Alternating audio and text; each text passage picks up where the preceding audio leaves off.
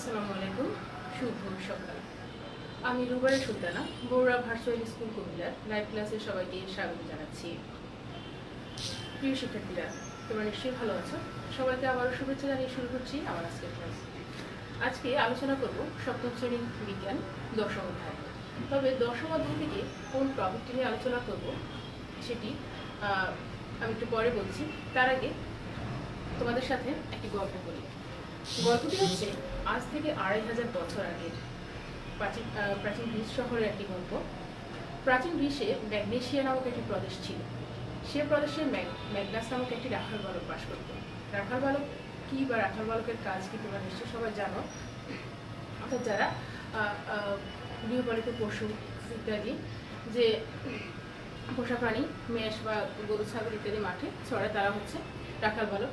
তো সে ওই রাখাল বালক ম্যাগনাস নামক যে রাখাল বালকটা ছিল, সেও কিন্তু মেষ ছড়াতো, মাঠে মেষ ছড়াতো।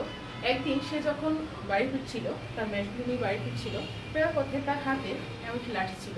এমন লাঠি কেমন হয়তো দেখি, এটি দিয়ে সাধারণত পশুদেরকে নিয়ন্ত্রণ করা হয়, যাতে তারা কারো ফসলের কোনো ক্ষতি করতে না পারে বা অন্যান্য দিকে যেতে না পারে। তো এই লাঠিটি তার হাত থেকে হঠাৎ করে মাটিতে পড়ে গেল।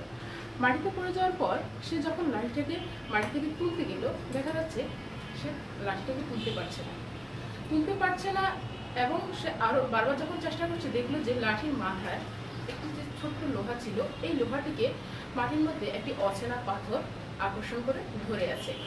অর্থাৎ তার লাঠির মাথাটির যে লোহার টুকরাটি ছিল, এই টুকরাটির সাথে মাটিতে বিদ্যমান যে অচেনা পাথরটি ছিল, সে আকর্ষণ করে ধরে আছে। সে বারবার চেষ্টা করার পর সে তুলতে পারছে, আবার সে আকর্ষণ করছে।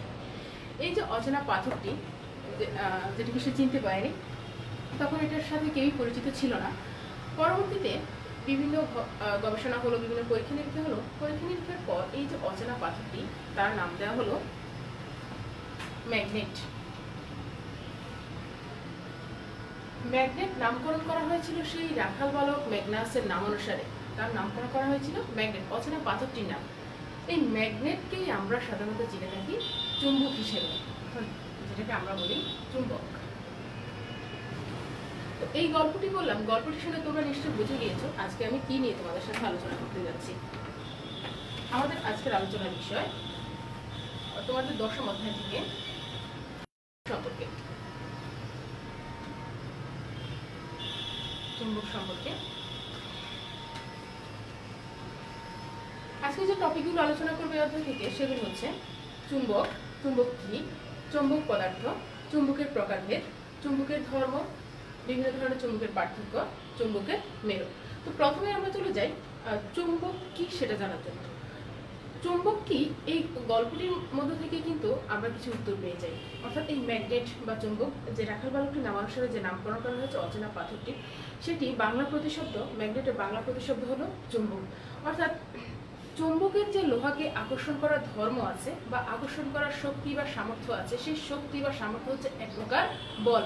তাহলে আমরা বলতে পারি চুম্বকের আকর্ষণ করার যে শক্তি, সেটি হচ্ছে চুম্বকের এক ধরনের শক্তি। অর্থাৎ এই সামর্থ্য বা আকর্ষণ করার ক্ষমতা, সেটি চুম্বকের এক প্রকার শক্তি। তাহলে চুম্বক কিন্তু এক ধরনের শক্তি। চুম্বকের সাথে হয়তো শব্দটা একটু কাছাকাছি মনে হচ্ছে, চৌম্বক পদার্থ। চুম্বক এবং চৌম্বক পদার্থ কিন্তু এক জিনিস নয়। আমারও প্রথম এই শব্দগুলোর মধ্যে একটু কনফিউজ হয়ে যেতাম, চুম্বক আবার চৌম্বক পদার্থ কি, বানানে পার্থক্য আছে, এর অবশ্যই বৈশিষ্ট্যতেও পার্থক্য আছে। আমি তোমাদেরকে কিছু জিনিস দেখাচ্ছি। দেখো, এখানে আমি কয়েক ধরনের জিনিস এনেছি। একটি কলম আছে, তারপর কিছু লোহার পাত আছে, ইস্পাতের পাত আছে, আলপিন আছে, কাগজ আছে এবং কয়েকটি পাতা আছে এবং একটি কয়েন আছে। এখানে কিছু পদার্থ চুম্বকে আকর্ষণ করবে এবং কিছু পদার্থ চুম্বকে আকর্ষণ করবে না, অর্থাৎ বিকর্ষণ করবে। তো আমরা দেখে নিই কোন কোন পদার্থ চুম্বকে আকর্ষণ করছে। এখানে আমার কাছে একটি চুম্বক আছে, দণ্ড চুম্বক, যেটি তোমরা ল্যাবে পাবে। এখানে আমি চুম্বকটার সাথে এখন দেখবো কোন কোন পদার্থ আকর্ষণ করছে। প্রথমে আমরা দেখছি পাতাটির সাথে, দেখো পাতাকে আকর্ষণ করছে না। তারপর আমরা দেখবো কয়েনের সাথে। আচ্ছা, লোহার পাতগুলো দেখি এবং কয়েনটা দেখি, এরা কিন্তু চুম্বককে আকর্ষণ করেছে। প্রথমে যে দেখালাম পাতাকে, পাতার সাথে চুম্বক আকর্ষণ করেনি, অর্থাৎ সেখানে তার যে শক্তিটা সেটা কাজ করেনি। কিন্তু যখন আমি লোহার টুকরোগুলো দেখালাম বা ইস্পাতের পাতগুলো দেখালাম বা কয়েনটা দেখালাম বা এখানে আলপিন আছে, আরও কয়েকটা আলপিন আছে, সবগুলোকে আকর্ষণ করেছে, ব্লেডটাকে আকর্ষণ করেছে। তাহলে যে জিনিসগুলোকে আকর্ষণ করেছে সেগুলো হচ্ছে চুম্বক পদার্থ। বুঝতে পেরেছো নিশ্চয়ই? চুম্বক যে পদার্থগুলোকে বা যে দ্রব্যগুলোকে আকর্ষণ করবে সেগুলো হচ্ছে চুম্বক পদার্থ। আর এখানে ছিল কলম, চামচ এবং পাতা। এদেরকে আকর্ষণ করেনি, দেখো এদেরকে কিন্তু আকর্ষণ করছে না। তাহলে যেই পদার্থগুলোকে চুম্বক আকর্ষণ করবে না তারা হচ্ছে অচুম্বক পদার্থ, আর যেই পদার্থগুলোকে চুম্বক আকর্ষণ করবে তারা হচ্ছে চুম্বক পদার্থ। তো আমরা বলতে পারি যেসব পদার্থ চুম্বক দ্বারা আকৃষ্ট হয় এবং যাদেরকে সহজে কৃত্রিম চুম্বকে পরিণত করা যায় তাদেরকে চুম্বক পদার্থ বলে। সংজ্ঞাটা আমি আবারও বলছি, যেসব পদার্থকে চুম্বকে পরিণত করা যায় এবং যাদেরকে সহজেই আকর্ষণ করে কৃত্রিম চুম্বকে পরিণত করা যায় তাদেরকেই বলা হয়েছে চুম্বক পদার্থ। এখানে নতুন একটি শব্দ এসেছে, কৃত্রিম চুম্বক। কৃত্রিম চুম্বক জিনিসটা কি? আচ্ছা আমরা বলি, চুম্বক প্রধানত দু প্রকার। চুম্বকের প্রকারভেদে যদি আমরা যাই, চুম্বক প্রধানত দু প্রকার। একটি হচ্ছে প্রাকৃতিক চুম্বক,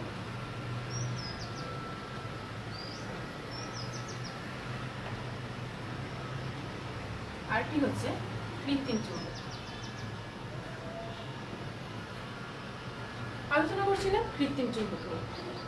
কৃত্রিম চুম্বক জিনিসটা হচ্ছে যেটি চুম্বক পদার্থ নয়, কিন্তু চুম্বকের সাহায্যে অন্য একটি চুম্বক পদার্থ দ্বারা সে সহজে আবেশিত হয়ে নিজেও চুম্বকে পরিণত হয়, সেটি হচ্ছে কৃত্রিম চুম্বক। তোমরা নিশ্চয়ই সংজ্ঞাটি থেকে বুঝতে পারোনি, আমি একটু পরীক্ষার মাধ্যমে দেখাচ্ছি। মনে করো এই হচ্ছে আমার ম্যাগনেট বা চুম্বকটি, আমি এখানে একটি লোহার পাতকে দিলাম, সে আকর্ষণ করেছে। এবার আমি এই লোহার পাতের সাথে আরেকটি লোহার পাত দিব, দেখো এটা হচ্ছে চুম্বক, এটি হচ্ছে একটি লোহার পাত। আমার হাতে এখানে আরেকটি লোহার পাত আছে, এটি কিন্তু চুম্বক নয়। আমি যখন এই লোহার পাতের সাথে একে দিব, এটা সহজেই আকর্ষণ করেছে। এবং আমি আরেকটি লোহার পাত দিচ্ছি, দেখো এটিও আকর্ষণ করবে। আমাকে চারটিকে অনেক দেখি, চারটি লোহার পাত, দেখো একটি শিকলের মতো হয়েছে, একটি চেইন। অথচ এই লোহার পাতগুলো কিন্তু কোনোটি চুম্বক নয়, এরা হচ্ছে চুম্বক পদার্থ। চুম্বক ছিল শুধু আমার এই হাতের এই অংশটি, নীল অংশটি। তাহলে এই যে লোহার পাতগুলো, এরা কেন একটির সাথে আরেকটি আকর্ষণ করেছে? অর্থাৎ প্রথমে আমি চুম্বকের সাথে যে লোহার পাতটিকে আকর্ষণ করালাম, সে তাকে যখন আকর্ষণ করলো তখন সে চুম্বক থেকে নিজ দেহে আবেশিত হয়ে গিয়েছে। আবেশিত হয়ে যাওয়ার পর সে এই লোহার পাতটি নিজে চুম্বক পদার্থে পরিণত হয়েছে। তারপর সে যখন চুম্বক পদার্থে পরিণত হয়েছে, তার সাথে যখন আমি আরেকটি লোহার পাতকে দিলাম, সেও ওই আবেশিত চুম্বক পদার্থ থেকে সে নিজেও আবেশিত হয়েছে এবং সেও চুম্বক পদার্থে পরিণত হয়েছে। এমন করে দ্বিতীয়, তৃতীয় এবং চতুর্থ চারটি লোহার পাতই নিজেদেরকে চুম্বক পদার্থে পরিণত করেছে। তাহলে এটা বলা যায় যে এই হচ্ছে কৃত্রিম চুম্বক, অর্থাৎ চুম্বকের শিকল, যেটা আবেশিত হয়ে যারা নিজেদেরকে চুম্বকে পরিণত করেছে, চুম্বক পদার্থগুলো নিজেদেরকে চুম্বকে পরিণত করেছে। আচ্ছা, কৃত্রিম চুম্বক সম্পর্কে জানলাম। তাহলে কৃত্রিম চুম্বকের আমরা উদাহরণ কি দিতে পারি? এখানে কৃত্রিম চুম্বকের উদাহরণ হতে পারে লোহা, তারপর আছে নিকেল, কোবাল্ট ইত্যাদি ইত্যাদি হচ্ছে কৃত্রিম চুম্বকের উদাহরণ। এবার আমরা জানবো প্রাকৃতিক চুম্বক। প্রাকৃতিক চুম্বক হচ্ছে, আমরা প্রথমে একটি গল্প বলেছিলাম যে অচেনা একটি পাথর, এমন অচেনা পাথর যেটা আজ থেকে 2500 বছর পূর্বে শনাক্ত করা হয়নি, সেটি হচ্ছে প্রাকৃতিক চুম্বক। আমরা প্রাকৃতিক চুম্বকের কতগুলো পার্থক্য জানবো, তাহলে সেটা আমাদেরকে আরো ক্লিয়ার হয়ে যাবে। তো আমি এখানে সংজ্ঞা যদি বলতে যাই, যে প্রাকৃতিক চুম্বক হচ্ছে এক ধরনের পাথর যা লোহাকে আকর্ষণ করে এবং এই পাথরের নাম হচ্ছে ম্যাগনেট। এই প্রাকৃতিক চুম্বককে ম্যাগনেট ছাড়াও কিন্তু আরেকটি নাম দেওয়া আছে, তোমরা হয়তো জানো বা নাও জানতে পারো। সেটা এই অন্য নামটি হচ্ছে লোডিং স্টোন। লোডিং স্টোন বলা হয়, লোডিং স্টোন প্রতিশব্দ হচ্ছে দিক নির্দেশক পাথর। লোডিং স্টোন বা দিক নির্দেশক পাথর, এই দিক নির্দেশক পাথর বা লোডিং স্টোনটি ব্যবহার করা হয় সাধারণত নাবিকরা, তারা নৌ কম্পাস হিসেবে এটি ব্যবহার করে থাকে। অর্থাৎ সমুদ্রে যখন মাঝ সমুদ্রে, তখন সেখান থেকে চারপাশের দিকটা বোঝা যায় না যে আমরা কোন দিকে যাচ্ছি, উত্তর দক্ষিণ পূর্ব পশ্চিম কোনটাই বোঝা যায় না, তখন এই চুম্বকটাকে, এই প্রাকৃতিক চুম্বকটাকে সেখানে ব্যবহার করা হয় দিক নির্দেশক হিসেবে, যাতে কোন দিকে যাচ্ছে সেটা বোঝা যায়। এটা হচ্ছে চুম্বকের মেরুর কাজ, সেটা সম্পর্কে আমরা আসছি একটু পরে।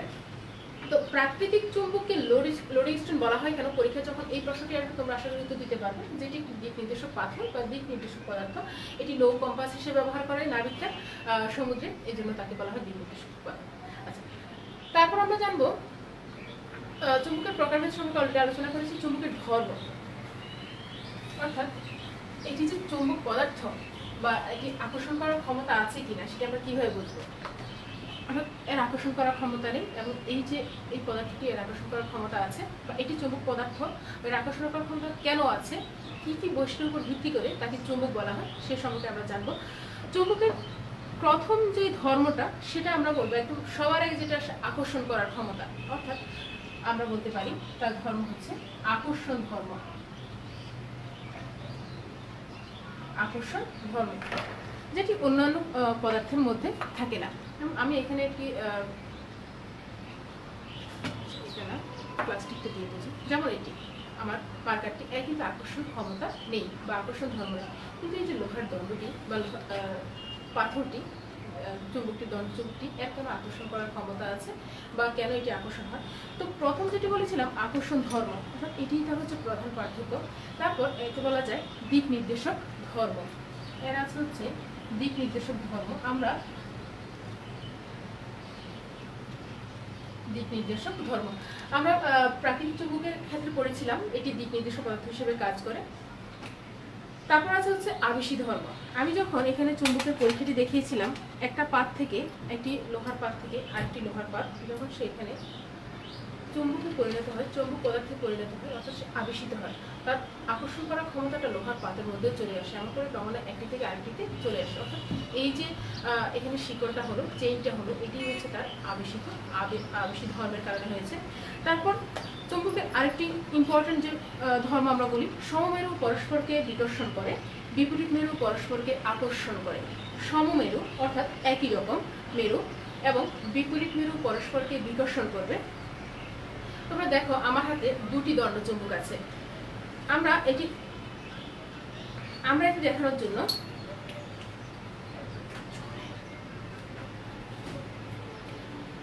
সমমেরু পরস্পরকে বিকর্ষণ করে, বিপরীত মেরু পরস্পরকে আকর্ষণ করে।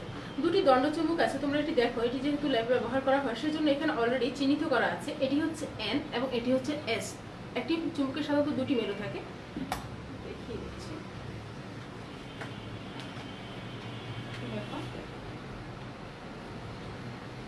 এটি যদি হয় একটি চুম্বক,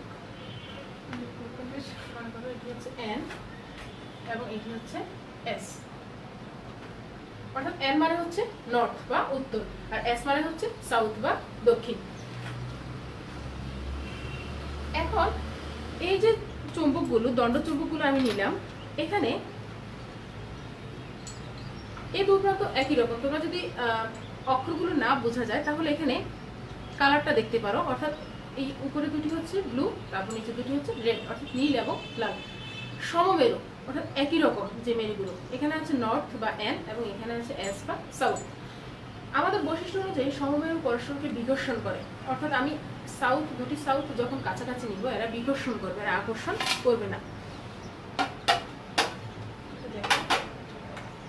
আমি এখানে দুটি নীল বর্ণ একসাথে করে নিলাম, দেখো সাউথ এবং সাউথ। আমি তাকে আকর্ষণ করানোর চেষ্টা করবো, সে কিন্তু আকর্ষণ করছে না, সে সরে যাচ্ছে, সে বারবার সরে যাচ্ছে, আকর্ষণ করছে না, সে কিন্তু সরে যাচ্ছে। এমন করে আমি নর্থের সাথে দিব, অর্থাৎ নর্থ এবং নর্থ দুটি রেড কালার যখন একসাথে করব, তারা একই রকম কিন্তু তারা আকর্ষণ করছে না, সে সরে যাচ্ছে। তাহলে সমমেরু আকর্ষণ করে না, সমমেরু পরস্পরকে বিকর্ষণ করে, কিন্তু বিপরীত মেরু আকর্ষণ করে। অর্থাৎ আমি যদি এন এবং এস এর সাথে দেই, অর্থাৎ নর্থ এবং সাউথ যদি একসাথে দেই তাহলে তারা আকর্ষণ করবে। দেখো খুব সুন্দরভাবে আকর্ষণ করেছে।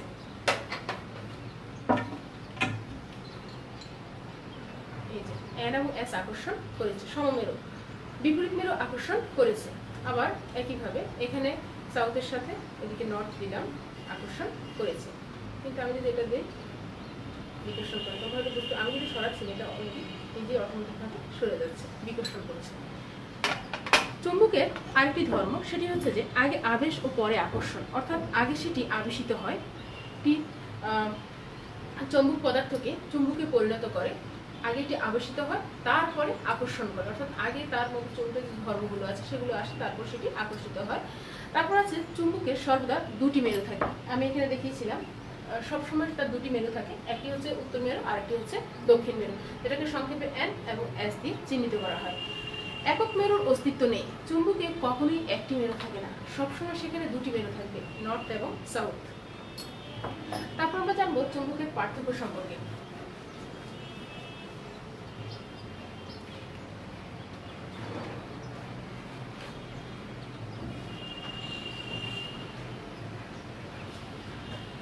চুম্বকের পার্থক্য, অর্থাৎ প্রাকৃতিক চুম্বক এবং কৃত্রিম চুম্বকের পার্থক্য সম্পর্কে আমরা জানবো।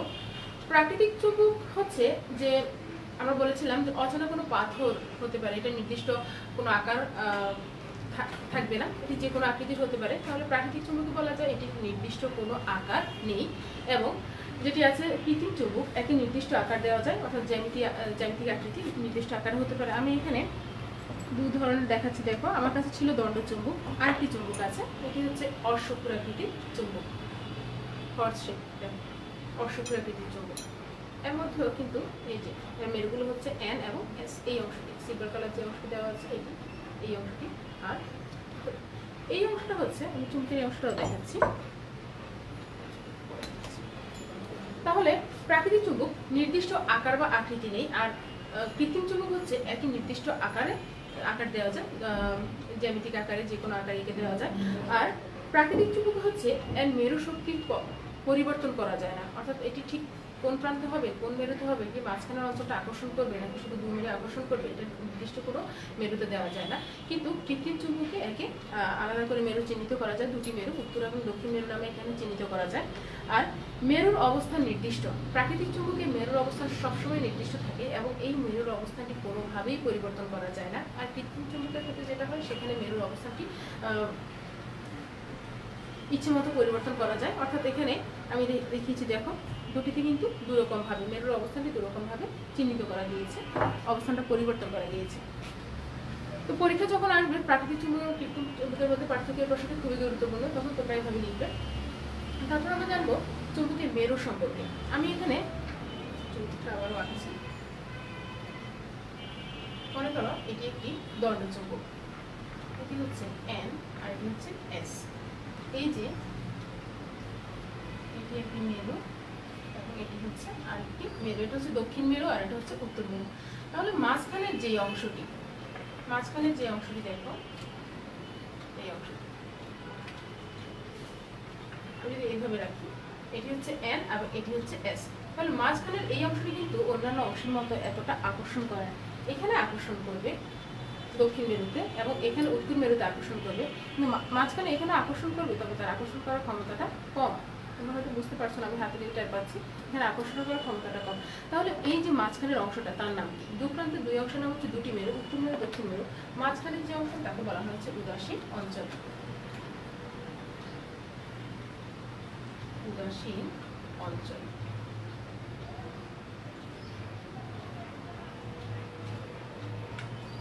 তাহলে আমরা চুম্বকের মেরু বলতে কি বুঝি?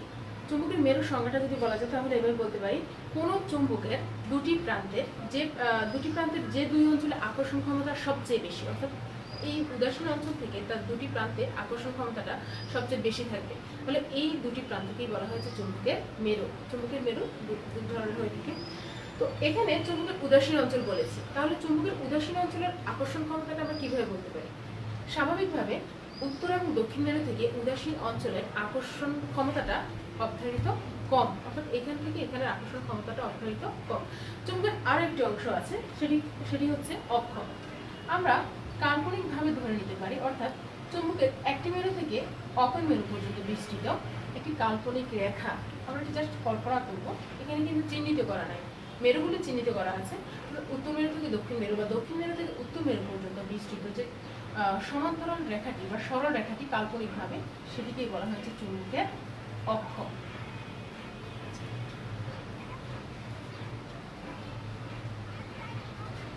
চুম্বকের মেরুগুলো চিহ্নিত করার ক্ষেত্রে আমি হয়তো এখানে দেখতে পারবো না, সুতা দিয়ে বেঁধে, অর্থাৎ চুম্বকের ধর্মটা বা মেরুটা চিহ্নিত করার ক্ষেত্রে আমরা যেহেতু অলরেডি এখানে চিহ্নিত করা আছে এন এবং এস, তাহলে আমরা এটা দেখাচ্ছি না। অর্থাৎ মেরুটা সবসময় সে বাধাহীন ভাবে উত্তর এবং দক্ষিণমুখী হয়ে থাকে। আমরা যদি সুতো দিয়ে তাকে বেঁধে দিই,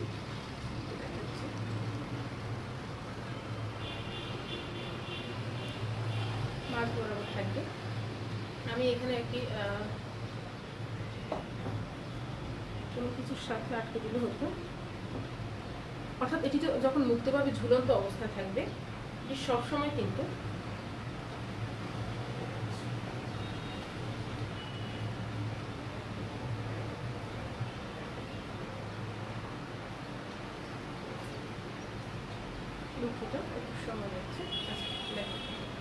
একে মুক্তভাবে ঝুলন্ত অবস্থা যখন চুম্বকটি থাকে, তখন এটি সবসময় উত্তর এবং দক্ষিণমুখী হয়ে থাকে।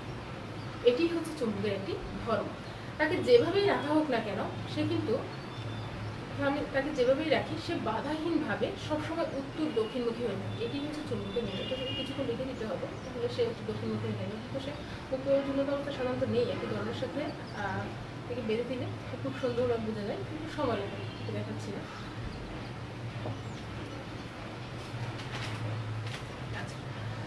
চুম্বকের মেরুর ক্ষেত্রে আমরা আরেকটি বৈশিষ্ট্য বলেছিলাম, সমমেরু বিকর্ষণ করে, বিপরীত মেরু আকর্ষণ করে। এটা অলরেডি দেখিয়েছি, তাহলে এখানে আমি আর এটা দেখাচ্ছি না। তোমরা নিশ্চয়ই বুঝতে পেরেছো।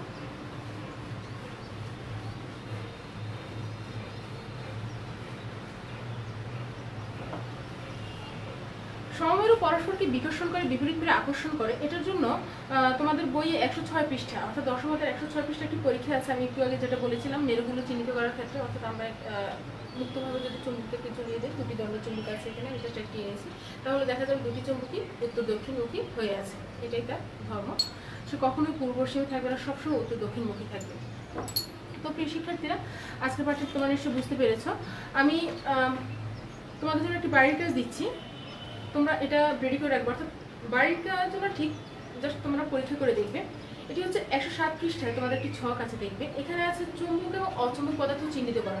আমি প্রথমে যেমন এখানে বিভিন্ন ধরনের পদার্থ দেখিয়েছি, আমার পাতা ছিল, কলম ছিল, তারপর চামচ, অর্থাৎ বিভিন্ন ধরনের এমন জিনিস আগে একসাথে করবে এবং সেখানে দেখবে কোনটি চুম্বক পদার্থ, কোনটি অচুম্বক পদার্থ, কোন পদার্থটির আকর্ষণ করার ক্ষমতা আছে এবং কোনটির আকর্ষণ করার ক্ষমতা নেই, বিকর্ষণ করছে, তাহলে তোমরা বুঝতে পারবে, এবং কোনটি আবেশিত হচ্ছে, কোনটি আবেশিত হচ্ছে না।